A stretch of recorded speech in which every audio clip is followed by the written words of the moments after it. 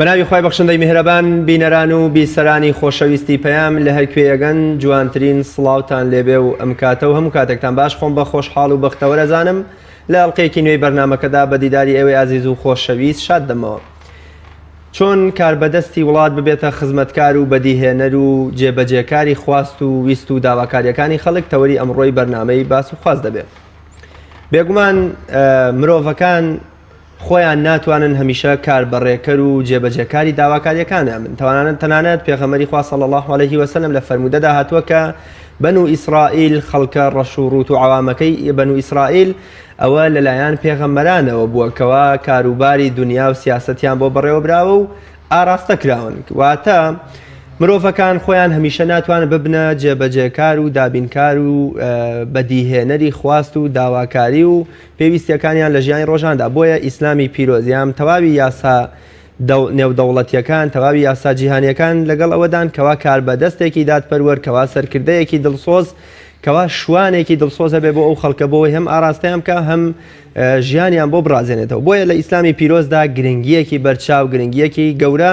بە کاربەدەست و پێگە و ماف و ئەرکی کاربەدەست دراوە. بۆیە لە چەندین فەرموودەشدا پێغەمبەری خوا صلی الله علیه وسلم زۆر شەئن و ڕێز و گەورەی کاربەدەستی باس کردووە لە کاتێکە ئەگەر دادپەروەر بێ ئەگەر باش بێ لەگەڵ ژێردەستەکانیدا یان بۆ من لە فەرموودەی دیکەشدا کە باز لە هەڕەشە و سزا و نەهامەتیەکانی ڕۆژی قیامەت دەکا ئەگەر کەسێک بۆ منە دەکەس لە ژێردەستیدا بێ دادپەروەر نەبێ ئەوە خوای گەورە ئاگری بۆ نووسێ و بەهەشتی لەسەر حرامەکە و بۆ کۆمەڵێ شتی دیکەش. حوتەهەمینی یام یەکەمین کەسی ئەو حەوت پۆلەی کە لە ڕۆژی قیامەتدا لەژێر سایەی عەرشی خوای گەورەدا کە هیچ سایە و سێبەرێک نییە حەشر دەکرێن بریتیە لە ئیمامی عادل واتە کاربەدەستی دادپەروەر. لە ئێستادا کە عێراق و کوردستان یان بە شێوەیەکی گشتی ناوچەکانی خواروی عێراق بە خۆپیشاندانێکی توندی پڕ لە توند و توژی بۆ داواکردنی داوا و خواست و ویست و پێویستیەکانی خەڵک لە ئارادایە چۆن کاربەدەست بەرەو ڕووی ئەمە بوەستێتەوە یا ئەرکی چیە بەرامبەر بە خۆپیشاندەران ئەرکیان چیە بەرامبەر بە کاربەدەستەکانیان چۆنی ئەم داواکاریە ڕەوایانە بگەێنن بۆ ئەوەی کەمترین زەرەر و گەورەترین بەرهەمیان هەبێت. بۆ مەبەستە میوانداری زۆر بەڕێز مامۆستا عەفان شێخ سەرگەتی زانای ئاینیم کردو. مامۆستایان زۆر بەخێر بێ و سپاس بۆ ئامادەبوون. سپاس بۆ جەنابیت. مامۆستا سەرتا پێم خۆشەوەکو پێگەی کاربەدەست یان بەونە کاربەدەست لە ئیسلامە لە قورئانی پیرۆزدا لە فەرموودەکانی پێغەمبەری خوا صلی الله علیه وسلم چۆن باسی لێوە کراوە. بسم الله الحمد لله والصلاة والسلام على رسول الله وعلى آله وأصحابه أجمعين. ئێمەش ڕێز و سڵاومان بۆ بینەران و میسەرانی پەیام هەیە لە هەرکوێ هەن. ئومێدەوارین لەم چەند خولەکەی لە خزمەت ئێوە بینەر و بیسەری بەڕێزان بتوانین ئەو بابەتەی کە باسی دەکەین چەند خاڵێک لەسەر چەند پیتێک دانین کە مەبەستی سەرەکی خۆمان گەیاند بێت. یەکێک لەو خاڵە گرنگانی کەوا ئیسلام گرنگی پێداوایش ئەوەیە پێغەمبەر صلی الله علیه وسلم لە چەند فەرموودەدا ئاماژەیەکە فەرمێ ئەگەر سێ کەس چوونە شوێنێکەوە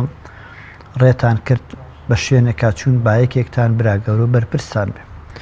بۆیە دەبین خوای گەورە سوبحانه وتعالى بە درێژایی مێژووی زەمین لە باوکە ئادەمەوە هەتا محەممەد صلی الله علیه وسلم لە دوای محەممەدیش عەلەیهی سڵات وەسەلام خەلیفە و جێنشینە بەڕێزەکانی پێغەمبەر صلی الله علیه وسلم ئومەتی ئیسلامی لە درێژایی کاروانی دامە بەسم بە ئومەتی ئیسلامی لە نوح عەلەیهی السەلام هەتاکو محەممەد صلی الله علیه وسلم لە درێژایی کاروانی ژیانیدا لە هیچ سەردەمێک لە سەردەمەکانە خاڵی نەبووە لەوەی کەەوە کەسێک برا گەورە و کەسێک سیادە و ڕیادەی ئومەتەکەی کردووە بەرەو کەناری ئاشتی بەرەو کەناری ئەمان. پێغەمبەر صلی الله علیه وسلم فەرمێ كانت بني إسرائيل تسوسهم الأنبياء كلما هلك نبي خلفه نبي أو كما قال. لبني إسرائيل دا پیغمبران رابرايتي بني إسرائيل يان كردوا ورابرايتي أمتيان كردوا برو كناري آشي ورينموني خواي قوريان پیگاندو كاتا هر چند کەس کۆبنەوە لە ڕوانگەی ئیسلامەوە دەبێت کەسێکیان براگەورەیان بێ کەسێکیان ڕیشسپیان بێ دەمڕاستیان بێ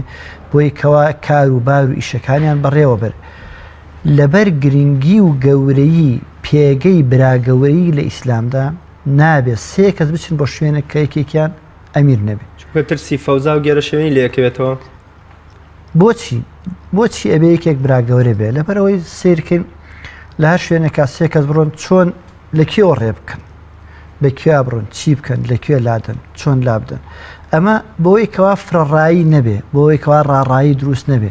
بۆی کەوا هەر کەس ئەوکو کابراڵێ ئۆخی هەرکەس بۆ خۆی نەبێ کەسێک براگەورەیان بێ ڕێنمونیان بکات چی بکەن و چۆن بکەن بەڵام ئەمە کە گرنگە ئاماژەی پێ بکەین لە ئیسلامدا هیچ کات ڕێ نەدراوە بەوەی کەوا براگەورە هەر خۆی هەموو شتێ بێ بەڵکو براگەورەیەک هەیە کەوا هەموو پرس و ڕاکان بۆ ئەو دەگەڕێتەوە بەڵام ئەیش بێ پرس و ڕای ئەمان ناتوانانی ئیشکە بۆیە خوای گەورە بە پێغەمبەر عەلەیهی سەڵات وەسەلام کە ڕابەری مرۆڤایەتی ئەفەرمێ وەشاورهم فی الأمر فإذا عزمت فتوكل على الله کاتە براگەوری لە ئیسلامە ڕەمزی وەحدەت و یەکڕایی و یەکڕێگەییە هیچ کات براگەوری لە ئیسلامدا ڕەمزی ئەنانیەت نییە خۆپەرستی نییە ڕاسەباندنی خۆ نییە بەڵکو ڕەمزی براگەوری و چاوساغیکردن و ئومەتێک دوای مەشورەت بە دەوروبەرەکەی زۆر باشە مامۆستا ئایا لە ئیسلامدا کاربەدەستی پێشەوایەتی پلەپایە و مەنسەب وەکۆڵێ ماف و خۆشی و چێژێکە دەدرێ بە مرۆڤە یام ئەرک و ناڕەحەتی و بەرپرسیارەتیەکە زۆر جار ئیمامی عومەر ژێردەستەکانی خۆی وەکو عامری کوڕی عەبدوڵڵا و کۆمەڵی خەڵکی تر هەر ناچار کردووەکەوە تۆ ئەبێ هەرم پۆستە وەرگری و ئەمیش هەتا گەشتۆتەوە بەسڕە و ئەو شوێنە دوعای کردووە کە منە من بگەمەوە بەسڕەش بە من شاد بێتەوە بەبەستمەیە کاتێک کە ئێستا ئەبینی خەڵکێکی زۆر ملی خۆی ئەشکێنێ بۆ کاربەدەستی و بۆ پلەپایە و پۆست ئیسلام بەم چاوە سەیرەوەکە کە بۆ خۆشگوزەرانی و ئاسوودەی و مافەیان بۆ شتی دیکەیە ئەبوذەر غیفاری یەکێکە لە هاوڵە بەڕێزەکانی پێغەمبەر صلی الله علیه وسلم یەکێکە لە ئەوائیلەکانی سەرەتای موسڵمان بوون کە دێتە مەکە موسڵمان دەبێت دوای پێغەمبەر صلی الله علیه وسلم دەینێڕێتەوە بۆ عەشرەتەکەی خۆیان پێی دەفەرمێ ئەبوذەر کاتێک کە بیستت ئێمە سەرکەوتین و دەرکەوتوین وەرەوە بۆ لامە ئەبوذەر دێتەوە بۆ لای پێغەمبەر صلی الله علیه وسلم ئەفەرمێ یا ڕەسوڵ الله پۆستێکم بەرێ ئەڵە پێغەمبەر دای بەشانێ بەدەڕە فەرمی ئینەها ئەمانە لە ئیسلامدا بەرپرسیارەتی پێغەمبەر صلی الله علیه وسلم فەرمی والله إنا لا نولي هذا الأمر أحدا سأله أو حرص عليه أو كما قال ئەفرێ سوێن بخوا کەسێک داوای ئەم بەرپرسیەتیە بکە یا سوور بێ لەسەری پێی نادەین کاتە لە ئیسلامە مەسئولیەت ئەمانەتە بۆیە پێغەمبەر صلی الله علیه وسلم فەرمێ نعمة المرضع وبئسة الفاطم ئەفەرمێ إنها ئەمانە بە ئەبوذەر فەرمووی إنك ضعيف وإنها ئەمانە کاتە بەرپرسیەتی ئەرکە ئەو ئەرکەش کەسێک کە لە خۆی ڕانەبینێ کە بتوانێ ئەو ئەرکە جێبەجێ بکا نابێ وەریگرێ لێرەدا خاڵێک هەیە کە ئاماژەی پێ بکەین ئەویشێ زۆر جار ئەوەی یوسف پێغەمبەر عەلەیهی السەلام کە ئەفەرمێ اجعلنی عەلی خەزائن الأرض کە من بکەنە خەزێنەداری زەوی کاتێ داواکە لە عەزیزی مصر کەوای لێ بکەم ئەڵێن بۆ یوسف پێغەمبەر ڕەوا بوو داوای بکە کاتە موسڵمان ڕەوایە داوای بکەن یەکەم ئێمەڵێن یوسف پێغەمبەر عەلەیهی السەلام پێغەمبەرە و ئێمە پێغەمبەر دووەم عولەما ئەوانەی کە ڕێی پێدەدەن کە کەسێک مەسەڵەن بچێت داوای بکە ئەفەرمێ ئەگەر زانی ئەهلی ئەوەیە ئەتوانێ ئیشەکە بکە وەکو خۆی بیکە چونکو بەرپرسیارەتی ئەمانەتە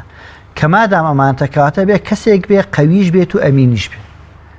یعنی بەهێز بێ لە ڕووی چییە خۆ بەهێزی شەرتەوە نییە کابرا وەکو بڵێ کەمال ئەجسام بێت جسمی بەخوت بێ بۆ گزێ بدا لە شتێ مەسەڵەن قووەتێ بێ نا بەهێز بێ خۆ بگرێ لە بەرامبەر ئەو مغریاتانەی کەوا لە مەسئولیەتە یەتە بەردەستی اینجا دەستپاک و ئەمانەتداریش بێ کاتە لە ئیسلامدا هیچ کات مەسئولیەت نەبەخشراوە یعنی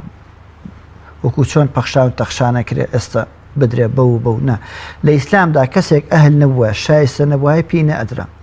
تەنانەت ئەوانش کەوا ئەهلون ئەبوو حەنیفە ڕەضا و ڕەحمەتی خوا لە سەردەمی خۆیان دەسەڵاتداری ئەو خودبانگیەکەی کاتە قازی ئەڵێ بە قازی ئەڵێ من قەزاوەتم پێ ناکرێ ناتوانم ئەڵێ درۆ ئەکەی ئەڵێ کەواتە سابت بوو کە من هەر ناتوان بیکەم چونکو درۆزن ناوێ قازی بێ یعنی خۆ هەدەفی ئەبوو حەنیفە چی بوو ئەوە بوو لە مەسئولیەت ڕاکە کاتە مەسئولیەت کە ئەمانەتێکە ئەوەی کەوا ئەهلی دین و وەرع بێ هەرگیز نزیکی ناکەوێت ئەوەش کەوا دەیکەنە بەڵگە یوسف پێغەمبەر عەلەیهی سەلام کە داوای کرد تۆش داوای بکەی ئەمە کاتێکە کەسێک بێ بەهێز بێ بە توانا بێ لەسەر ئیشەکە ئەمانەتداریش پێ بکە کاتە مەسئولیەت ئەمانەتە ئەرکە نەکەوەی خەڵات و بەخش و هەدیە بێک. زۆر باش مامۆستا لە ڕوانگەی ئیسلامەوە ئەرکی کاربەدەست چییە؟ کاتێکە کەسێک دەبێتە خەلیفە، کەسێک دەبێتە سەرۆکی وڵات، کەسێک دەبێتە سەرۆکی شارەوانی و تەنانەت کەسێک کە دەبێتە سەرۆکی عایلەی ماڵێک ئەرکی بەرامبەر بە ژێردەستەکانی چییە و دەبێت چۆن هەڵسوکەوت و تەعاملیان لەگەڵدا بکە؟ حەدیثەکە فەرمێ تەسوسهم الأنبياء. تەسوس یعنی سیاسەتکردن یعنی چی؟ بەڕاستی بەڕێوەبردننی کاروبار لەگەڵ ئەو تعریفەی ئێستا ئێمە سیاسەتی شەرعیمانەیە سیاسەتی شەرعیانی بەڕێوەبردننی کاروباری ئومەت هەر کەس هەر شتێکی درایە دەست ئەوەی ئەمڕۆ پێی دەوترێت سیاست کە چاواشەکاری و خەڵەتاندنی خەڵک بێ بە چەند معنایەکی زرق و بەرق ئیسلام لێی بەری ئەوەی کە سەعید نەوڕەتی دەڵێن و توێتی ئەعوذ بالله من الشیطان والسیاسة ئەم سیاسەتە بۆ کە ئێستا پیادە دەکرێت چاواشەکاری لە خەڵک دەکرێت مافی خەڵک دەخورێ بەهر لەژێر هەر ناوێکا لەژێر هەر پەردەیەکە کاتە ئیشی کاربەدەست چییە؟ ئیشەکان جیاوازن. خەلیفە ئیشی چییە؟ جاوالی ئیشی چییە؟ پارێزگار ئیشی چییە؟ قایمقام ئیشی چییە؟ شارەوانی هەر شتێک لە سەردەمی ئیمامی عومەرە تەمان خاڵێکەیە زۆر گرنگە زۆر جار ئێمە پێمانەوترێم ئەوەندە باسی خەلیفە مەکەن ئەوەندە باسی ئیمامی عومەر مەکەن ئەوەندە باسی ڕابردوو مەکەن منیش پێم وایە ئینسانی مسلمان دەبێت بۆ داهاتوو بژی نابێت لە ڕابردوودا بژی کێشەی ئێمە ئومەتی ئیسلامی زۆر جارەوەیە ئێمە هەموو کاتێک لە ڕابردوودا ئەژین بەڕاستی ئەمە شتێکی زۆر هەڵێ ئێمە دەبێ ئەمڕۆ کە ئەژین بۆ داهاتوو بژین بۆیە بەڕاستی دەبینین هەر کەس لە دەسەڵاتی ئیسلامیە ئەوش دەسەڵات مەسەل لە سەردەمی پێغەمبەر صلی الله علیه و سلم دەسەڵاتی ئیسلامی دەسەڵاتێکی ئەوتۆی فراوانی واسع نەبووە تا بڵێن ئیشەکان ئەوە بێ بەڵام حتا لە سەردەمی پێغەمبەر صلی الله علیه و سلم ئەو دەسەڵاتەی کەوا هەوە کە پێغەمبەر هەبوو عەلەیهی سڵات وەسەلام ئیشەکان بەش بوون هەر کەس هەموو ئیشێکی نەکردو دابەشکردنی ئیشەکان دیارکردنی پۆستەکان زیاتر لە سەردەمی ئیمامی عومەرەوە دەست پێ دەکەن چونکو لە سەردەمی ئیمامی ئەبوبەکری شەڕ و شۆڕ و ئاژاوەیە کە دروست بوو لە سەردەمی ئیمامی عومەرا دەست پێەکە کە لە سەردەمی ئیمامی عومەر دەست پێەکە هەر کەس کە پۆستێکی ئەدرێتێ پێشی دەوترێ ئیشی تۆ چییە؟ محافظە ئیشی چییە؟ قایمقامی ئیشی چییە؟ مدیر ناحێ ئەوجا شارەوانی ئیشی چییە؟ ژینگە ئیشی چییە؟ کەواتە ئەوەی ئێستا تەرتیباتی ئیداری کە دابش کراوە هەر کەس ئیشێکی هەر کەس بەپێی ئیشەکەی خۆی مەسئولە بەڵام یەکەم کەس مەسئولە لە هەمووی یان ئەگەر ئەوە ئێمە هەیکەلێک دروستکەین بۆ بەرپرسیاتی هەیکەلێکی هەڕەمی دروستکەین سەرۆک کۆمار یا سۆرۆکی وەزیران دەبێتە بەرپرسی یەکەم لە هەموو دەسەڵاتە جێبەجێکارەکان لە ئیسلامدا ئەوەی ئێستا پێی دەوترێ سەرۆکایەتی پەرلەمان دادوەری لە ئیسلامە هەرسێکی هەبوو لە ئیسلامە دەسەڵاتێکی پێوترێت دەسەڵاتی جێبەجێکار دەسەڵاتێک پێ دادگا و دادوەری دەسەڵاتێکش پێوترێت پەرلەمان لە سەردەمی ئیمامی عومەرە کە ئیمام ئەبوبەکر تەنان ئیمام ئەبوبەکر دەبێتە خەلیفە لە سەردەمی خلافەتی ئەبوبەکرا ئیمامی عومەر دەبێتە حاکم دەبێتە دادوەر کەواتە ئەمە جێبەجێکار تەنفیزی ئیمامی عومەرە ئەبوبەکرە ئیمامی عومەریش دادگایە ئەهلی مەشوەڕەتی شەیە پەرلەمانە کاتە لە ئیسلامدا ئەم ئیشانە هەر لە سەرەتای دروستبوونی چەکەرەکردنی دەسەڵاتی ئیسلامی ئیشەکان بەشکراون لە هیچ کاتێکی دەسەڵاتی ئیسلامی نابین حکمی قەزایی بێجگە لە دەرکردنی فەرمان هیچ ئیشێکی تری بوو بێ فەرمانێکی دەرکردو مەسەلەیەک هاتۆتە پێشەوە کابرایەک دزیەکی کردو چۆتە بەردەم دادگا لێکۆڵینەوەیەکی وردی لەسەر ئەم دزە کردووە لەسەر دزیەکە کردووە ئایا پرانسیپە شەرعیەکان کە دانراون کە هەر کەس دزی بکە دزەکە و دزراوەکە کە پرانسیپی شەرعی بۆ هەیە ئەگەر ئەمانە هەموویان کۆی هەموویان هاتبنەجێ دادگا بەس فەرمانی دەرکردو لێگەڕاوە بۆ کێ لێگەڕاوە بۆ جێبەجێکار ئەهلی پەرلەمان شوڕاش ئیشی چی بوو بەس ئیشی مەشوەرەت و ڕاوێژکردن بوو هیچ کات نەبینراوە و نەشبیسراوە ڕاوێژکارەکان ئەهلی مەشوەرەت بێن تەداخل لە ئیشی چی بکەن لە ئیشی دادگا یا دادگا تەداخل لە ئیشی چی بکە لە ئیشی یا جێبەجێکار تەداخل لە ئیشی چی بکە ئەو دوانەی تر بکە لە سەردەمی پێغەمبەر عەلەیهی سڵات وەسەلام ئەو ئافرەتە مەخزومیەی کەوا دزی کرد کە هەموو پرانسیپەکان هەموو مەرجەکان کە هاتبوون لە جێبۆی دەستی دزیەکە ببڕێ کۆمەڵی هاتن تەدەخولیان لە ئیشی تەنفیزیە کرد وتیان با کەسێ بکەینە واستە بۆ ئەوەی دەستی ئەم ئافرەتە نەبڕدرێ دەوڵەمەندە دەستی نەبڕدرێ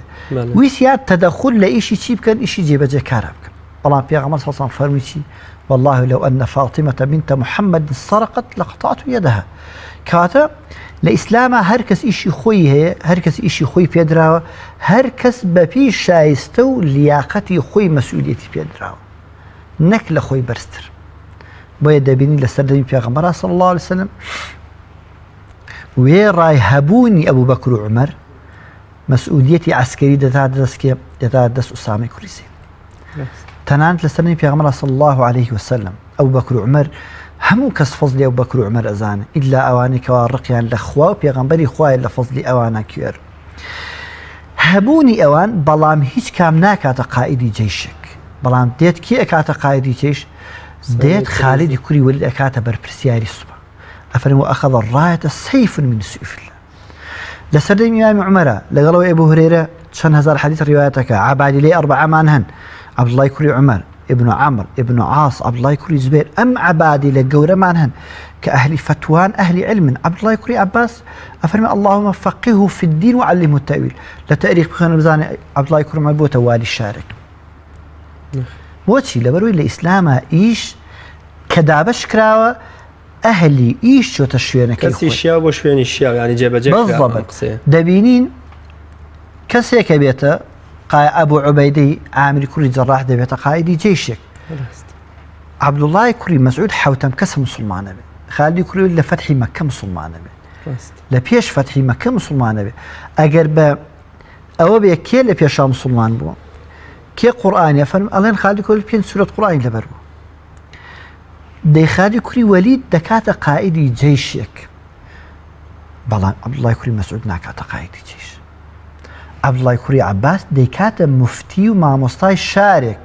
یەکێکی تر دێنێ دەیکاتە وادی شارەکە کاتە لە ئیسلامە بەرپرسیارەتی کە ئەرکە کەسی شیاو لە شوێنی شیاودانێ بۆیە دەبینین لە دەسەڵاتی ئیسلامی دەسەڵاتی چرخی زێڕینی ئیسلامی بیخوێنەرەوە بزانم لە دەسەڵاتی ئیسلامیە ئەوەی دەبێتە مەسئول ئەوەی دەبێتە بەرپرس هەرگیز کەسێک نەبووە کە 24 ساعت لە مزگەوت تا خەریکی عیبادەت و واز لە چی بێن حتا ئیمام عومەر خۆی ئەفەرمێ ئیمامی عومەر ڕەضا ڕەحمەتی خوای لێی بێت لە کاتی فەتحی ئازەربایجانە کەسێک موژدە دەباتەوە بۆ ئیمامی عومەر بۆ پایتەختی خەلافەتی ئیسلامی مەدینەی پێغەمبەر عەلەیهی سڵات وەسەلام ئەفەرمێ کابرات داگاتە ئێوە نیوەشەوە بەم نیوەشەوە چۆن بچێتە ماڵی عومەر کە خەوتووە ئەڵێ دەچمە مزگەوت دانیشم تا نوێژی بەیانی حتمەن نیەتە مزگەوتەوە ئەڵێ کابرا ڕۆشتە مزگەوتەوە دانیشت تۆزێ دانیشت پشیکدا سیری دەنگێک دێ کە زۆر ورد بووە سێرەکە دەنگەکە غەریب نیە کێ دەنگی عومەرە ئیتر سەلامی لێ کاتەمەنە و کاتە چرا و کارەباوە نەبووە ئەفەرمێ سێرەکە دەنگێک دێ خەلیفە چیەکەی لێرە ئەڵێ ئیمامی عومەر فەرمی ئەگەر بە ڕۆژە بخەوم عیبادەت بکەم بە ڕۆژە ئەمری ڕەعیەتەکەم لە دەسەدەم بە شەویشا بخەوم ئەمری بینی خۆم و خوا لە دەسەدەم کاتە دەسەڵات لە ئیسلاما کە ئەرکە کەسی شیاودان دەڵێن عومەری کوڕی عەبدولعەزیز ڕەحمەتی خوای لێ بێ کە میوانی بەهاتایە ئەیوت ئیشی چییە ئەگەر بۆ سەردان بەهاتایە فویەکرد لەم چرایە ئەیکوژاندەوە ئەوت قوربان بۆ ئەیکوژێنیتەوە ئەڵێ تۆ ئیشیت بە شەخسی منە ئەمە چرای بێتت مالە ئەگەر تۆ ئیشی مسلمانان هەیە بە ئەم چرایە هەڵهەڵکرێت تا ئیشەکەمان بکەن کاتە لە ئیسلامە هەر کەس ئیشی خۆی هەیە هەر کەس بەرپرسیارەتی خۆیە هەر کەسیش بە پێی پێوەرێکی زانستیانە و علمی و ئەوەی پێ ئەوترێ پێوەری ئەکادیمی لەسەر دەمی دەسەڵاتی ئیسلامی ئادانراوە نەک لەسەر هیچێکە زۆر باش مامۆستا کاتێکە کاربەدەست بە لێهاتووی و بە توانە و بە دەنگدان و بە هەر شتێکی تر بێت دەبێتە کاربەدەستی خەڵک ئیسلامی پیرۆز چۆن بەرەڕووی ئەبێتەوە کاتێکە لە ئامانجی خۆی لە ئادا کاتێ دەبێتە کەسێکی گەندەڵ کاتێ بۆ منە دەبێتە هەڕەشە بۆ سەر بۆ منە ژێردەستەکان یان ماف و ژیانیان لێ تاڵەکە پیغمبر صلى الله عليه وسلم فرمي من والله الله عز وجل شيئا من أمر المسلمين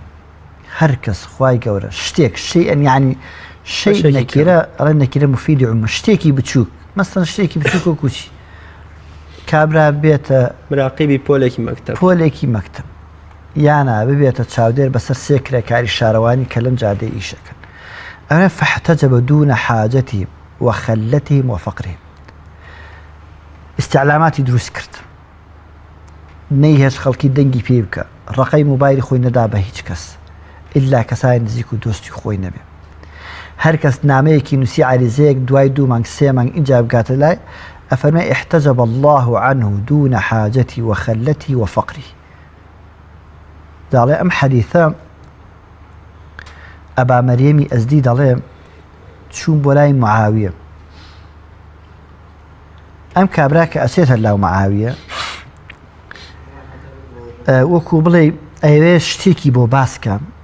طبعا معاوية بصلاتي معاوية ده صلاتي بحث بلين بلين رضا رحمتي خواري بالسياسية كي زور محنك وعاقل على جارك يا إمام عمر بالمناسبة ده شبو سيركا معاوية وكو بلي ده صلاة ترتيباتي كي جياوازي لمدينة إمام عمر فرين بواكي على قربا من برامر ومكان أبي ده صلاة إسلامي برامر ومكان وكو أوان وابي كلي بترسن عزتي كي يبي على معاوية وكو بلين أجر أم تعبيرها الراس به يكدو استعلاماتي هبون خلكاني هبون أفرمي أم تشوب ولا يوتي هركس كاربدستي مسلمانان بربستو آستنجيك استعلاماتي كي دروس كت نيهش خلقي هجار وندار بي بكت دنجيان بي بكت ناميان بي بكت دسيان بي بكت خواي قورا لقيامتا حاجبك لبيني أو أوانا دان الله معاوية يكسر فجعل رجلا على حوائج الناس كابراي كي دانا وتي تو داينشي بس ايشتوي خلقي نيازي تشي يكسر توبو يعني وكو بلي ده صلاتي كي برفراواني بيدا كخلق اگر نقاط ده صلاتي مسلمان معاوية كري وسفيان ام كابرا لباتي وهمو امزا كان كا ايشا كان بو خلقي بكا كاتل الاسلام او كوتمان ده صلاة اركا دبي ام ده صلاة وكو اركيك سيريكا بو قيامتي چونكو ابن القيم ده فرمي إنسان دو موقفي هي لبردم خواي قورتا موقفي كي الدنيا موقفي كي قيامتي موقف الدنيا كي چند سالم درست وتندرست بين لقيامتش درست وتندرست كاتا هركس مسؤوليتي كي لدنيا بيدرا أمريكا كلا موقف كاني بردم خواي قورا موقفي إيري هرچند درست وتندرست بين لقيامتها موقفك بردم خواي قورا شي دبي كاتا هركس هالراعية اشتكي كوتا دست اگر عدالت نبو دادگرن نبو برامبر مسؤول اوي كوا خلق اللي داوا دكا اوي كوا هي خلق اللي دسي اوي جيبجي نكا لقيامتا اخواي كورا پرديك لنيوان او كسدا دوسك خو اگر عادلو دادگريج بيه بيغمر صلى الله عليه وسلم فرمي يكيك لواني لجير سيبري عرشي خوايا اخواي كورا دا فرمي امام عادل إمامك عادلة بوي براسيم هركس هر كاريكي كودة زور تاي مواتي ظلم كامي أو يكوا بربرسيك بيكا ظلم أجر مراقبي بلدية كمراقبي سيكري كاركوا إيش لجزريكي وسطي لباركيك دكان بتشي لسبريك عبالي لباتو أوان لوي إيشك بكن أجر ظلم بيلوان لقيامة أخواي قول أميش بظالم حسابك شنكو هركس بيواني هركس كيشاني هركس لقيامة ببي دنیاە چی کردو لە دنیاش ئەوە پاداش وەردەگرێتەوە یا تۆڵی لێسەنرێتەوە زۆر باشە مامۆستا چۆن ژێردەستە چۆن جەماوەر چۆن خەڵکی ئاسایی داوای ماف و ئیمتیاز و داواکاریەکانی خۆیان لە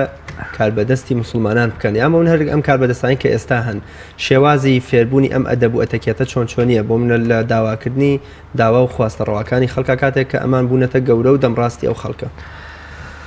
یەکێک کە زۆر گرنگە ئەوی شەوەیە بەڕاستی ئەڵێن کابرایەک دەچێتە شارێکەوە بڵێ دەبێتە کاربەدەست و مەسئولی ئەم شار بڵێ بێتە محافظی پارێزگای هەچی وەزی ڕاوێژکار و کەسانی ڕیشسپی و پیاماقوڵ هەموو یەکێک بانگیان دەکەن دەڵێ من خوا هێناومی کردومی بە کاربەدەستیەوە خۆم هاتووم هەرکەس بیوتایە خوا تۆی هێناوە ئەی کوشت هەرکەس بیوتایە خۆت هات هەر ئەی کوشت تر خەڵکێک ئەوەی کە دیار بوو مەجموعی خەڵکی زۆری کوشت ئاخرەکەی پیاوێکی ڕیشسپی لە شارا بوو نادی بە دوایەوە کوڕەکەی وتی من ئەڕۆم باوکیتی ڕۆڵە من بڕۆم من بکوژێ زۆر باشتر لەوەی کە تۆ لە بەرچاوی من بکوژێ نەیهێش باوکێ بڕواڕێ ئەم کوڕە حوشترێک و بزنێکی لەگەڵ خۆیان برد چووتر چۆ ژوورەوە و پێی سیر بوو ئەم مناڵە بۆ هاتووتی بۆ هاتووی وتی وڵات تۆ نردووە بە دوای باوکمان من هاتم وتی کەسێک نەبوو لە تۆ گەورەتر بێ وتی بەڕەوەڵە وتی هاتووتی بەڵێ وتی لوتی لە دەرەوەتی بڕۆ بیار چوو حشتەکەی هێنا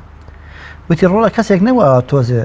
سەر و سیمایەکێ بێ بڵێن ڕیش و ئەوەیە وتی بەڕەوڵایەکێکی ئەو تا لە دەرچوو بزنەکەی لەگەڵ حرمەتمان بەسم خوانەخوا سوکایەتی بەڕیش ئەوەن بەسم عەقڵی ئەم مناڵێ ئەڵێ پیاوەکە زانی کە مناڵە عاقڵە وتی ڕۆڵە من خوا هێنامی یا خۆم هاتم وتی قوربان گوناهی ئێمە تۆی هێناوە ئەڵێتر کابراایەکی زۆر خوێن ڕێژ بوو زۆر دیکتاتۆر بوو زۆر ئەنانی بوو دەیدەی پێی چوو کابرا گۆڕا چاک بوو وتی ڕۆڵە ئێستا من خوا چاکی کردم یا خۆم چاک بوو وتی قوربان ئێمە چاک بووین بۆیە تۆش چاک بووی کەواتە دەسەڵات لە هەموو دنیا ڕنگدانەوەی سەقافەت و فکر و کولتوری ئەو مەجموعە خەڵکەیە کە لەوێ دەژین ئاستی هوشیاری خەڵک چەنە برا گەورەکەش هەروە دەبێ ئەوەی لە دنیای ئەمڕۆ پێی دەوترێ دنیا هەڵبژاردن و ئینتیخابات و دنیای دیموکراسیەوەی ئەمڕۆ کە ئەوان باسی لێ دەکەن کە لە ئیسلامە ئەو ئیستلاحە مستەلەحێکی شەرعی جوانتر هەیە کە لە ئیسلامی شەهر هەڵبژاردن شتێکی زۆر ڕەوایە بەڵام مەبەستی من ئەمەیە دەسەڵاتدارێک کە دەبێتە دەسەڵاتدار کە حکومی خەڵک دەکرێتە دەست ئەمڕۆ لە وڵاتی ئێمەدا گوایە بە هەڵبژاردن دەچێتە پێشەوە کاتێ من یەکەم پێویستمان بۆیە ئاستی هۆشیاری خەڵک بەرز بێتەوە خەڵک واعی بێ کە خەڵک واعی بوو خەڵک ئاشنا بکرێ بەوەی کەوا مافی خەڵک و ئەرکی خەڵک چی زۆر بەداخەوە میدیا بینرا و بیسراوەکانی وڵاتی ئێمە هێندەی ڕنگدانەوەی کولتوری تەسکی حیزبایەتین هێندەی ڕنگدانەوەی تیجارەت و بازرگانی کردن هێندە ڕنگدانەوەی سڕینەوەی کولتور و سەقافەتی ڕەسەنی خۆیانن بەهێنانی چەند فلیمێکی دۆبلەشکرای دەرەوە ئەوانە لە سەدایەکی ئەوە گرنگی نادەن بە هوشیارکردنەوەی خەڵکی بە فێرکردنی خەڵکی تۆم مافت چییە ئەرکت چییە ئەم خەڵکە دەیانەیە خەڵک تەخدیر بکرێ بەوەی کەوا نەزانێ ماف و ئەرکی چێوان بۆ خۆیان دەسەڵاتی خۆیان بەڕێوەبن کەواتە ئێمە پێویستمان بەوە هەیە خەڵکی ئێمە خەڵکێکی هوشیار و واعی بێ خەڵکێکی کراوە بێ کە خەڵکێکی هوشیاری واعی بوو ئەبێ بەڕاستی زۆر شارستانیانە داوای مافی خۆی بکەن ئێستا بڵێن ڕێپێوانێک بکرێم خۆپیشاندانێک بکرێم سووتاندنی هەر بینایەکی حکومی شکاندنی هەر پەنجەرەی هەر دائیرەیەک ئەمە بۆ قیامەتی ئەو کەسەی دەیشکێنێ مەسئولیەتە کە من دەڵێم حاکم زوڵمی لە من کردو مافی خواردوم ئەمەی کەوا دائیرەیەک دروستکراوە بە سەرۆت و سامانی هەموو ئێمە دروستکراوە کەواتە شکاندنی پەنجەرەیەک مافی منی پێوەی مافی تۆی مافی هەموو هاوڵاتیکی پێوەی ئەم کەسەی کەوا دەیشکێنە جێ خۆی پێ بڵێ گێرە شێوە بۆیە ئیسلام ڕیاوە هەموو کەس داوای مافی خۆی بکە حتا پێغەمبەر عەلەیهی سڵات وەسەلام لە مزگەوت هاتە دەرەوە کابرایەتی عەباکەی تونڕا کێشا لامنی پێغەمبەر سەڵ سوور بووە وتی ئەی محەممەد ئەو ماڵی لاتە بەشمان بدە مۆسەلەوە چێ ڕێگرتن لە کاروانەکەی ئەبوو سوفیانی شێوازێکی مەدەنیانە بوو بێ بۆ وەرگرتنەوەی و مافەکەی خۆیان ڕێگرتن لە کاروانی بوو سوفیان بۆ شەڕ نەچوون ئامادە هیچ کات شەڕ نەبوو کاتە ئەمەی کە ئیسلام داوای دەکا خەڵکێکی هوشیار بێ خەڵکێکی واعی بێ ئەی بۆ پێغەمبەر صلی الله علیه وسلم بەردەوام قورئان بەسەر سەحابەکان ئاخوێنێتەوە بەردەوام ڕێنمویانەکە ئادابی لەگەڵ خوای گەورە لەگەڵ پێغەمبەر صلی الله لەگەڵ دەور دراوسی لەگەڵ چی بۆ موسڵمانەکان ئەوان فێرەکە ئەسڵەن پێغەمبەر صلی الله علیه وسلم بۆ لە غەزای بەدرا یەکێک لە بەندەکانی ئازادکردنی دیل ئەوێتە چی تعلیمکردنی دە مناڵی ئەنساری بۆچی بۆی خەڵکێکی ڕۆشنبیر و خەڵکێکی واعی بێ بەڵام هیچ کات دەسەڵات ناوێ خەڵک واعی و هۆشیار بێ لەبەر ئەوەی دەبینین لە وڵاتی ئێمەدا مامۆستا قوتابی بڵێن ئەوانەی لە سەرەتایی هەتا خوێنی باڵا و سەرتر 1000 جارمان بگرن 1000 جار بێنە سەرجاتە کەس گوێ بۆ ناگرێت بۆچی گوێ بۆ ناگرێت چونکو دەسەڵات نایەوێت خەڵکێکی خوێنەوار و خەڵکێکی ڕۆشنبیر هەبێ دایمەن ئەو خەڵکە هیچ نەزانێ ئاگای لە دنیا نەبێ نەزانێ ماف و ئەرکی چییە ئەگەر خەڵکێک واعی نەبێ نەزانێ ماف و ئەرکی چییە هەر کات بێتە سەرجاتە خراپێتە سەرجاتە دەبێت بۆ دەسەڵاتیش باشتر ئەوەی خەڵک واعی بێ چونکو هەر کات بێتە سەرجاتە هەرگیز زەرەر نادە تۆ بڕۆ مەسەڵەن سیرکە ڕێپێوانەکانی ئەوروپا سیرکە زۆر دەگمەن دەبینی زیانێک بە ئەو مەصالحی عامە بگێن زۆر دەگمەن دەبینی مەسەڵەن بەڵام مامۆستا کورد قسەیەکی ئەڵێ جام کە پڕ بوو لێ ئەرژێ بۆ منە 27 ساڵە خەڵک بە ڕۆژنامە بە تەلەڤیزیۆن بە خۆپیشاندان لە ڕێی مامۆستای ئاینیەوە لە ڕێی ڕۆژنامە نووسەوە ینی ئەم داواکاریانە بەردەوام بە گوێی دەسەڵاتدار و کاربەدەستا دەدرێتەوە ئیدی بۆ کاتێکە ئەگاتە تونند و تیژی و خوێن ڕشتن و وێرانکردنی بیناو دایرەی حکومەت بۆچی بۆ منە ئێمە بە گێرە شێوێنی ناوی بین ئەم بۆچی دەسەڵاتدار لە ئاست ئەم هەموو داواکاریان هێشتا کەڕووک لاڵە آخر ئشکالەکە برای ئشکالەکە لێرەوە دەست پێەکە ئێمە خەڵکی ئێمە هێشتا ماوێتی وعیەکی ئەو تۆی هەبێ کە بزانێت کێ باش و کێ خراپە ینی هەرنەکەی خەتای خۆمە ئللا ئەبێ خەڵک هۆشیار بکرێتەوە ئەبێ لێرەوە دەست پێ بکەین ئەبێ گۆڕانکاری ئەمە گۆڕانکاری ڕیشەیی بکەین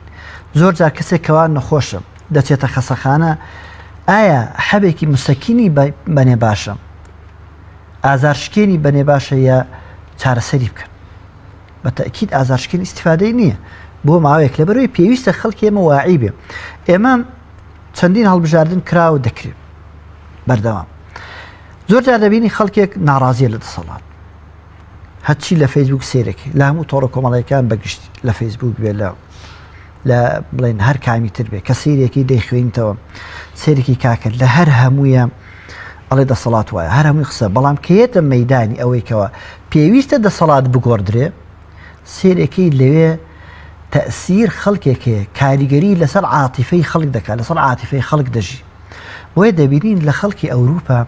خەڵکێکی واعیە بۆچی خەڵکێکی واعیە دەبینی کەسێک دەبینێ ئەم کەسە 4 ساڵ دەسەڵاتی هەیە 4 ساڵ حکومڕانە لە درێژی 4 ساڵ لە حکومڕانیدا نەیتوانیوە هەندێک کێشەی بنچینەی خەڵکەن چارەسەر بکرێت لە وڵاتی ئێمەدا لە 2023 و هەتاکو ئێستا ساڵ بە دوای ساڵ 4 ساڵ لە دوای 4 ساڵ بەڵێندر بۆ چارەسەرکردنی کێشە بنەڕەتیەکان یا مافە بنەڕەتیەکان مەسەن جادە و ڕێگاوبان نەخۆشخانە خوێندنگا کارەبا گەیاندن یعنی چەندین وعد دەدرێ دەبینی خەڵک زۆر بەداخەوە کە خەڵک ئەوەندە واعی نییە کە ئەگاتە سەرەتای هەڵبژاردنێک دەبینی ئەم خەڵکە عاتیفەکەی زاڵێ بێ بەسەر عەقڵەکە من ئەم لایەنم خۆش دەوێت ئیتر لە ئینتیخاباتە چام کوێرە بێ لە ئاستیە حەچی هەبێ ئەڵێم کاکە چیە باڕێی بۆ بدەم نابێ حتا لە دینداریشا بەڕاستی جایز نییە لە دینداریە پێغەمبەر صلی الله علیه وسلم ئەفەرمێ لە ئیمامەتا کێ حەقە بە ئیمامەت ئەوەیە کەوا عالمتر بێ حتا لە ئیمامەتی نوێژە خۆ ئیمامەتی نوێژ هەر کەس هەندێ مەرجی تیاوێت توانی بیکە بەڵام نابێ هەرکەس بۆ خۆی ئیمامەت بکە دێ باشە ئیمامەتی نوێژێک ئەبێ ئەعلەمەکەیان ئیمان بێ بێت دەسەڵاتدار چۆن بێ یعنی ئێمە نامانەوێت دەسەڵاتدارێکمان هەبێ 24 ساعت لە مزگەوت تا خەریکی عیبادەت بێ لە سیاست هیچ تێنەکە دەسەڵاتدارێکی مسلمانمانەوێت بەس لە سیاستی دنیاش تێبکە بۆیە بەحەر ئەوەی کە باسم کرد بۆ پێغەمبەر صلی الله عليه وسلم سەحابەیەک ئیبن مەسعود حوتەم کەسە مسلمان بووە یەکەم کەس بە جەهری قورئان بخوێنێ بۆ نایکاتە سەرۆکی سوپایەک بۆ نایکە لەوەرەی ئەزانێ ئیبن مەسعود ناتوانێت قیادەی سوپا بکە شوێنی خۆی هەیە ئیمامی عومەر بۆ عەبدوڵڵای کوڕی عەباس کە ئەفەرمێ جارێکیان عەبدوڵڵای کوڕی عەباسی لەگەڵ ڕیشسپیەکانی قوڕەیشا کۆ ئەکردەوە ڕۆژێ وتیان چییە ئەم مناڵە دەهێنێ لەگەڵ ئێمە مناڵ بەس ئەوە نییە کە تەمەنی بچووک بێ بەنسبەت ئەوان مناڵ بوو لە سەردەمی ئیمامی عومەرە ئیبن عەباس 20 بۆ 22 ساڵە بێ ئەڵێ چیەتی ئەو مناڵ لەگەڵ ئێمە کۆ ئەکاتەوە ئەڵێ جارێکیان ئیمامی عومەر ڕەخنەکە ئەگەن ئیمامی عومەر بۆی ئەیهێنی لە مەجلیسی ئێمەدایەن ئیمامی عومەر ڕۆژێ ئەفەرمێ ئیذا جاء نەصر الله والفتح بۆ هاتە خوار هەرێکی شتێکی وت فەرمی ئیبن عەباس تۆ چی ئەڵێ ئەوتی من وا ئەبینم ئەمە باز لە نزیک بوون و ئەجەلی پێغەمبەرەکە صلی الله علیه وسلم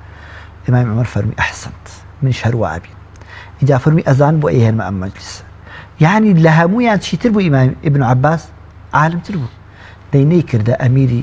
شارێک نەیکردە والی شارێک بە شەرتێ لە سەردەمی ئیمامی عومەرە دەسەڵاتەکەی لە میسرەوە بەرەو شام بەرەو یەمەن بەرەو بەحرین بەرەو عێراق هەموو دەسەڵاتی ئەو بوو دەی بۆ نەیکردە والی لەبەرەوەی لە ئیسلامە ئەبێ کەسی پسپۆر ئینجا دوای ئەوە ئیمامی عومەر کە کەسێک کاتە والی لەسەر ئەساسی چەند بنەمایەک دەیکا ئیجابێ خەڵکیش هوشیار بێ ڕەخنەی هەبێ ڕەخنەکەی چۆن بێ خۆ ڕەخنەکەی ئەوە نییە بچێ پەنجەرەشکاندن کوا ڕەخنەگرتنە بۆیە دەبێ بەڕاستی ئەوەی کەوا ڕوودەدا ڕنگدانەوەی هەڵە تەعاملکردنی دەسەڵات لەگەڵ خەڵکیدا بۆچی لەبەرەوەی دەسەڵات هیچ کات کۆی دەسەڵات لە وڵاتانی شەرقی ئەوسەد هەر هەمووی نەک عێراق هەر شەرقی ئەوسەد هەر هەمووی نایانەیە خەڵکێکی واعی هۆشیار هەبێ نایانەیە خەڵکێکی خوێندەوار و زانا هەبێ خەڵکێکە بێ بتوانێ ئیشکە بۆچی بۆی خەڵکە تا نەخوێندەوار بێ هەتا خەڵکیش نەزانە بۆ دەسەڵاتەکان باشترە بۆی دەبینین لە وڵاتانی مەسەن لە وڵاتێکی کو سعودە سعود دامەزراوە تا ئێستا بنەماڵەیەک حکمی دەکە نایڵ نییە کە سەر دەربێنم زانێت لە وڵاتەکانی خلیجا بڕۆ سەیریکەم لە وڵاتانی کە ئەڵێن ئینتیخاباتەکرێت 400 دەسەڵات هەر وەجهە ئەگۆڕێ هەر وەجهێک ئەگۆڕێ ئەو وەجهی کەوادێ هەمان کەسی پێشوە بەڵام دەمامکێکی تری تراوە بەسرە لەبەرەی هەتا خەڵک هوشیار بێ هەتا خەڵک واعی بێ بۆیە بەڕاستی پێویستە خەڵکی ئێمە تەعاملی هۆشیارانە هەبێ خەڵکی ئێمە واعی بێ دۆست و دژمنی خۆی یەکەم بناسێت دووەم بزانێت چۆن بەرامبەر دەسەڵات قسەکە شکاندنی سووتاندنی بینایەک مڵک و سامانی گشتی چ زەرێک لە دەسەڵاتەدا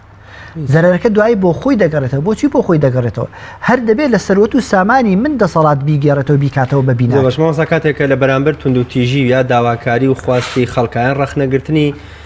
جەماوەر و خۆپیشاندەراندا دەسەڵاتیش بە تونند و تیژی وەڵامەدات یان بۆمنێت لە کوردستانە مامۆستایەکی ئەنیەبین ڕەخنەیە گەگری ڕۆژنامە نووسێ مامۆستایەکی زانکۆ بە فیشەک وەڵام ئەدرێتەوە ئایا ئەرکی دەسەڵات ئەرکی کاربەدەستەوەیەکە بەرامبەر بە ژێردەستەکانی بەرامبەر بە ڕەخنەگرەکانی بۆ جۆرە تەعاملکایان چۆنی لە بەرامبەر گەورەترین تونند و تیژی ئەوانیشدا هەر نەرمونیانانە داواکاریەکانیان جێبەجێ بکە کێشەی ئێمە یەک شتە لە وڵاتانی ئێمە بەعام بە تایبەت لەم وڵاتی خۆشمە دەسەڵاتی ئێمە نە دەسەڵاتێکە شەرعی خوا جێبەجێیەکە وەکو خۆی نە دەسەڵاتێکە سیستمی ئەوروپی جێبەجێیەکە وەکو خۆی ئەگەر لە شەرعی خوا بڕوانین ئیمامی عومەر ڕەضا ڕەحمەتی خوای لێ بێ لە وردارێکا فەرمی خەڵکینە ئەگەر ڕاست بووم یارمەتیم بدەن ئەگەر هەڵە جوڵام و ڕاستم بکەنەوە ئەڵێ کابرای کەساوتی سوێن بخوا بەم شمشێرە لارم ڕاست دەکەم ئەمە یەک دووەم غەنیمەتێک کاتە دەسەڵاتی ئیسلامی قماشیان تەوزەیە کرد هیچ کام قماشەکەی نەبوو کراسێکی چاک لە بەریکە ئیمامی عومەر باڵابەرز و چوارشان بوو کراسەکەی و تا خوارەوە بوو ڕێک بوو ئەڵێ هاتوو تاریاوتی خەڵکینە گوێ بگرن و گوێ ڕایەڵ بن و گێشم بۆ بگرن یەکێوتی نەگوێت بۆ ئەگرن نەگوێ ڕایەڵش دەبین لە مزگەوتە تەواو لەنا ئەو هەموو خەڵک خەلافەتی ئیسلامی خەلیفەی موسڵمان ئیمامی عومەر فەرمی بۆ بە گوێم ناکی وتی لەبەرەوەی ئەو قماشەی هاتووە تۆ لەومان باڵابەرزتری هیچ کام بەشی نیوەی نەکردو تۆ جلەکەت هەمووی چی کردو لێشت زیادە ئیمامی عومەر نەیفەرموو ئاوا ئیشارە بکە ئادەی لیدە فەرمی عەبدوڵای کوڕی عومەر لەکوێ با وەڵای باتەوە لە یەکەمان فەرمی سوپاس بۆ خوا لە ئومەتی یا لە ڕەعیەتی عومەرا کەسێکە گەم عومەر خوار بڕوا بە شمشێر ڕاستی کاتەوە دەسەڵاتی ئیسلامی ئاوا جوڵێتەوە بەرامبەر چی بەرامبەر هەر کەسێک کە حتا پێغەمبەر صلی الله علیه وسلم کاتێ غەنیمەت تەوزیعەکە ئەڵێ کابرایە هاوتی ئەم غەنیمەتە عەدلی تیانە بوو شەرعی خوا نەبوو بە شەرعی خوا تەوزیع نەکرا پێغەمبەر صلی الله علیه وسلم دەی پێغەمبەر صلی الله علیه وسلم چی فەرموو فەرمووی بچین بەشی رحم الله أخي موسى فقد أوذي بأكثر من هذا فصبر کەواتە ئەگەر دەسەڵات ئیسلامی بێ هەرگیز بەرامبەر تونند و توێژی خەڵکی نایە بەرامبەری بە فیشک جوایی باتەوە کابرا بێ ئیمامی عومەر فەرمی بە شمشێر ڕاست دەکەم دەی ئیمامی عومەر شمشێر لێ دەنێتی وەڵامیش بلیتە پڕێنە بە شەرتێک کە ئیمامی عومەر بزانێت چەند تند بووە لەسەر ئەو شتانە خۆ لە تاریخە باسی هەیبەتی ئیمامی عومەرە کرد ئەگەر دەسەڵاتێکی ئێمە ئیسلامی نەبێ شەرع ڕەو نەبێ با دەسەڵاتێک وەکو خەڵکی دەسەڵاتی ئەوروپی بێ کابرا زۆر ئاسایی لە فەیسبووکە لەم بینە بڵاو کرابوویەوە ئەو ڕایشکاری باڵای ئەڵمانیا مێرکل لە بازارە لە سوپەرمارکێتەکە سەری کرد شتی ئەکری بەبێ کەسی لەگەڵا هیچ کەسی نەچوو سێڵوی لەگەڵا بکرێت زۆر بەداخەوە ئەوەی نوێنەری ئاشتی ئەو ئافرەتی هات بۆ ئێرە جولیان وازان ئەگەر ناوەکەی بە هەڵە نەموتمی ئەنجلینا جۆلی هەمووی هاتن چی سێڵویان لەگەڵا بەسمۆیە من دەسڵاتێکی نەشەرعڕەوە وەکو علی عیزت بیگۆڤیچ بە گەلەکەیەڵێکە ڕۆژێکی جمعە دەچێتە هەموو خەڵکەکەی ڕێزی بۆی نەکەن تاگاتە پێش هەڵێ هەر خۆتان ستەمکار بەسەر خۆتان دروستەکەن ئینا من هاتم ویسمە لە دەرگاکە دانیشم و بەسم ئەمەیە ئەگەر شەرعڕەو بێ بەڕاستی لەگەڵ حەسڵن لە شەرعە ئەبێت ڕئیس بێتە ناو خەڵک بڵێ کێشەتان چی مشکلەتان چی کێشەکە لەکوێوەیە کێ هەیە حتا لە سەری میامی عومەرە سعدی کوڕی بووە قاس کە خزمی پێغەمبەر صلی الله علیه و سلم لە خاڵوانیەتی مستەجاب الدعوەیە ئەفەرمێ کردێ والی کوفە لە کوفات وتیان ئەی خەلیفە سعدی کوڕی بووە قاس بە خەڵکی والیەتی نایە ئیمامی عومەر محەممەدی کوڕی مەسلەم و یەکێکی ناد لەگەڵە فەرمی بڕۆن بزان مزگەوتە مزگەوتی کوفە بگەن بزانین بساعد بە کەڵکیە کێ ناڕازی ئەڵە چوونە مزگەوتی بەنی عەبەس وتیان کاکە ڕەخنتان لە سەعەت چییە یەکی ئەوساوتی سەعەت هەر نازان نوێژیش بکە دێ ئەبایە سەعەت چی بکردایە لەوەی کەوا ئەم تهمەتی ئەداتە پاڵ کە نوێژ ناکا بێت چی بکە کاتە قسەکە ئێمە لەسەر ئەمەیە ئەگەر دەسەڵات شەرعڕەو بێ دەبێت لەگەڵ خواستەکانی جەماوەرە لە ناو جەماوەرە بێ خواستەکانی ڕوبەڕوو بۆ حەلکە یەک دیمەن ناڵم لە سەداسەد دەسەڵاتی دەرەوەی هەرێم دەسەڵاتێکی زۆر باش بەس لە سایتی میلەتە لە پیجی خۆیان لە فەیسبووکە پارێزگاری مووسڵ چوو سەیری کرد لە مەسلەحە هین پڕەکەنەوە فۆرم باری ئەوانیان پڕەکەدا ئەوانی تر لە ژوور هەموو لە بەردەم سپلێت داش خەڵکی لە بەردەم هەتاوە بوو توتی ئەمە چیوتی وڵاوان لە ژوورە ئیشەکانمان بەڕێ ناکەن هەر هەمووی هێنا لە بەر هەتاو دایناوتی مێز و کورسی بێن لێرە دانیشت بۆی لێر ناڵێم ئەمە تر ئەوان ئیشیان کاکە شاکاریان کردن وان نییە بەس ئەم ئیشەی جێی ستایشە کە بیگەنە لەبەر هەتاوەکە وەکو خەڵک ڕایکرد لەبەرەوەی گەر دەسەڵات شەرعڕەو بێت دەبێت داخوازیەکانی خەڵک ئاوەڵام باتەوە ئەگەر شەرعڕەویش نییە دەوێت دەسەڵاتێکی ئالمانی لایکی ئەوەی کەوا ئەوروپی بێت باوەکو ئەویش لەگەڵ مامەڵە لەگەڵ خەڵکا بکە ڕێزی مرۆڤیان لایە هیچ کەس هەر کەس داخوازیەکەی کاکە کابرا ڕئیس وزەرایەتە ناو بازار وەکو خەڵکەش کابرای ڕئیس وزەرای ئیتالیا چەند ساڵ لەوە بەرهاتە بازار نعلێکیان تێگری چینەوە سەریشیان شکاند خوێناویش بوو هیچیشینەوە ئەگەر لە وڵاتی ئێمە سەری نەک وەزیرێک قایمقامێک مدیر ناحەیەکیش بشکێنی چیت لەکەن لەبەرەوەی ئێمە دەبێت دەسەڵات بەڕاستی بە ئاگا بێتەوە چونکە خوا فەرمێ لكل أمة أجل ئەگەر سەدام نەڕۆشتایە بەو هەموو زوڵم و زۆر و دەسەڵات و چاوترساندنەی کە هی خەڵکیە کرد سەدام نەڕۆشتیان دەسەڵاتان نەهاتن کاتە هەموو ئومەتێک ئەجەلێکی هەیە هەموو ئومەتێک کاتێکیە خۆشترین کاتی دەسەڵات ئەوەیە خەڵک نەیەڵێ بڕوان نەک خەڵک بڵێ ئەرحەل بڕۆ بۆیە بەڕاستی ئەگەر شەرعڕەو بێ نابێ بە توتیژی وەڵامی باتەوە ئەگەر شەرعڕەویش نییە دەوێت دەسەڵاتێک لاسایی سیستمی ئەوروپیان هێنا على ئاساس بۆ خوێندن وەکو ئەوروپا بخوێن دەبا سیستمی داواکاریەکانیشیان بڵێن وەڵامدانی داواکاریەکانیش ئاوا بێ بۆیە لە ئیسلامە ئەڵێ هەدمی کەعبە ئەهوەنترە لە کوژرانی کەسێکی موسڵمان ئینجا زۆر بەداخەوە زۆریشم پێسەیرە هێزە ئەمنیەکان هەمووی ڕۆڵی ئەم وڵاتن هەمووی ڕۆڵ ئەوانش معاناتی من معاناتی ئەوە معاناتی تۆ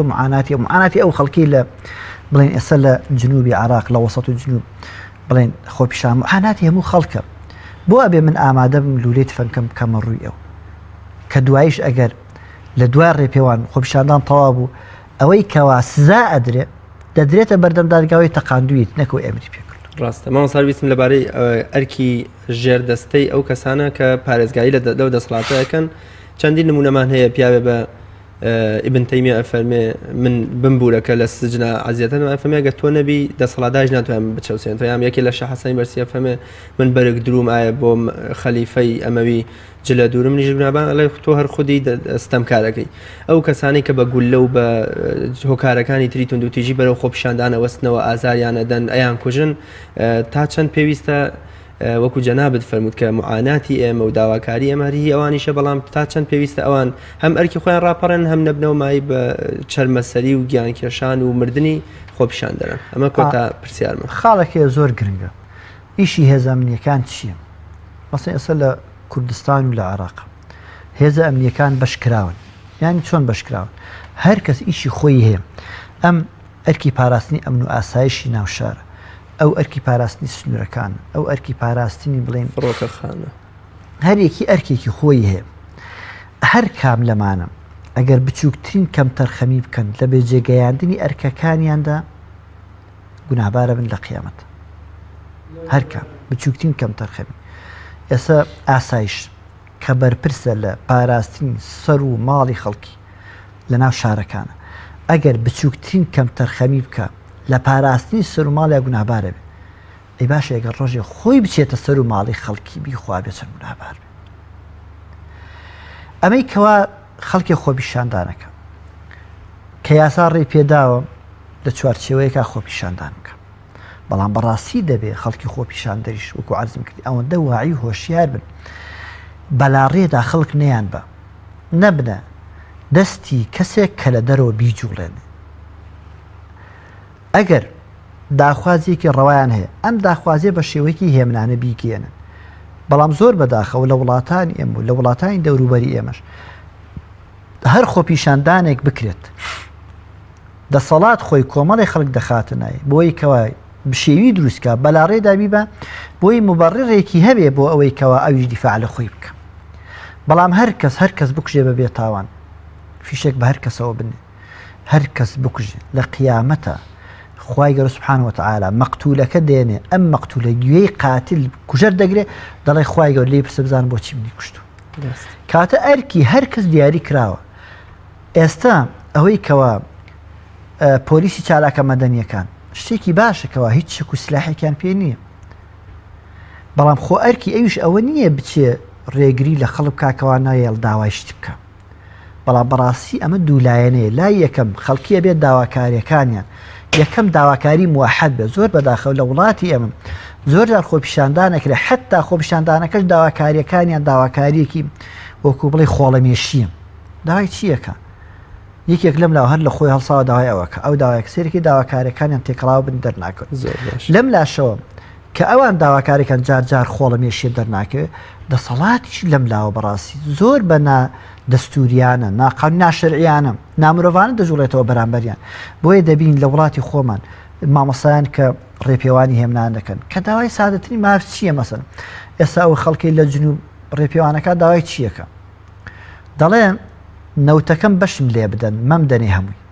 تۆزێکی بدەن بە خۆب تۆزێکی، یان وەکو وایە کابراایەک هاتووەتە ماڵەکەی من دزیەکە تێکێ ماڵەکە هی منە ئەی بە ئەڵم بە قوربان یەک تۆزم بەرێ کە ناماتێت دەنگ بەرزەکەەوە زلەیەکم لێ داڵێ بۆ داوایەکە ئێ با ماڵەکەی خۆمە مەیدز ئەشێتی تۆزێکم بەرێ. ئەمەی خەڵک داوایەکڵێ کاکە تۆزێ لەو سەروەت و سامانەی خوا بە ئێمە یاوە تۆزێک بدەنەوە بە خۆمان. معقولە لە وڵاتێکەوە هەمووی لەسەر نەوتەژی نەوت نەبێ ئیسیفادەی لێ بکەن. لە وڵاتێکا کەوا هەمووی غازە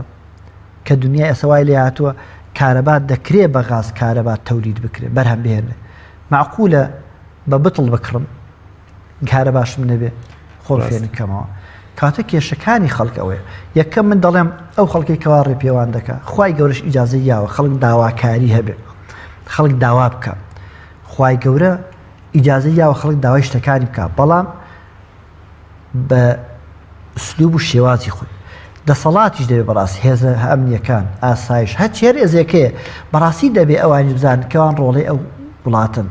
ئەوەی کەوا داوای منە داوای ئەویش، ئەوەی کەوا من نیمە ئەویش نیەتی. بۆیە دەبێت بەڕاستی ئەم خەڵکەش کەوا ڕێپێوە مزاهرەکە بزانێ ئەمانە کوڕ و براو کە سوکاری خۆینی وەکو دژمن سریان نەکە، ئەویش ئەمان وەکو دژمن سیر نەکە، بۆی کەوا داواکانی هەر هەمومان بگاتە جێی خۆی بتوانین کەوا لەم وڵاتەی کە خوا هەموو سەرۆتێکی پێداین بە ئاسوودەی تێ. زۆر سپاس بۆ بەڕێز مامۆستا عەفان شێخ سەرگەتی زانایانی کە میوانی ئەمڕۆی بەرنامەی باسوخوازبووی. زۆر سپاس دەکەم. بینەرانی بەڕێز و خۆشەویست سپاس بۆ ئێوەی عەزیزیش تا بە گەشتنەوەیەکی تر بەخوای گەورە و مێرەبانتان ئەسپێرم. ئومێدەوارم هەموو کەس بە مافە ڕەواکانی خۆی بگات لەم وڵاتەدا خواتان لەگەڵ.